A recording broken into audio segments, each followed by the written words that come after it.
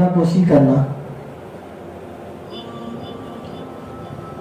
یہ اللہ کا کام ہے، بندہ کا کام نہیں ہے۔ جب بندہ یہ کام کرنا شروع کر دیتا ہے وہ اللہ کے راز کو پہنچ جاتا ہے۔ یہ خدائی صفت ہے، یہ نہیں ہو سکتا ہمارے پاس۔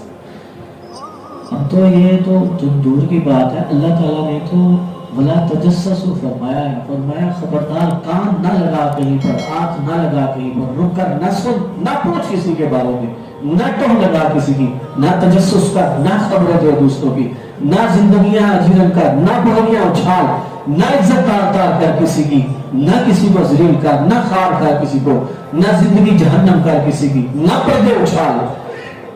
صاحبو یاد رکھو، ہم میں سے کوئی بھی شخص ایسا نہیں ہوگا جس میں کوئی عیب نہ ہو۔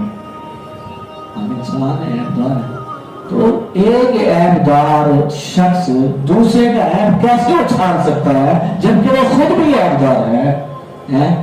یہی تو ہماری زندگی میں پریشانیاں ہیں۔ اور پریشانیاں کیا ہے؟ روٹی کے لیے پریشان تو 2% لوگ ہوں گے، میں صحیح کہہ رہا ہوں۔ ابھی اگلی بات بتاؤں گا تو آپ کو پوری سمجھ میں آئے گی۔ یہ جو پھر بھی پریشان ہے نا، یہ زیادہ کے لیے پریشان ہے، یہ روٹی کے لیے پریشان نہیں، یہ خواہشات پوری نہیں ہو رہی، اس پریشانی خواہشات کی ہے۔ ہمیں اس وقت ہمیں یہ نہیں ہے کہ میں بھوکا سوؤں گا رات کو، ہمیں یہ ہے کہ وہ والی اور چیز کیوں نہیں، یہ چیز کیوں نہیں، وہ کیوں نہیں، اس کے پاس کیوں ہے، یہ پریشانی ہے ہمیں۔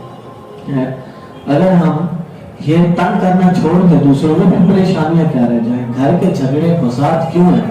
اسی وجہ سے تو ہے، یہ ٹوہ کی وجہ سے تو ہے، جیلسی کی وجہ سے، حسد کی وجہ سے۔ ایک دکاندار دوسرے کو دیکھ کر جلتا رہتا ہے، اس کو اپنے گاہک کے آنے کی خوشی کوئی نہیں ہوتی، اس کو دکھ ہوتا ہے تو دوسرے پر جانے کا دکھ ہوتا ہے اس وجہ سے۔ تو یہ اللہ عز و جل کے رازوں میں سے راز ہے۔ یہ نیت کر لیں، میں نے اتنی طویل آپ کو روایت سنائی ہے، نیت کر لیں کہ میں جس کا بھی عیب جان لوں گا اس کو جو ہے قبر کھود کے نہیں دبا دوں گا۔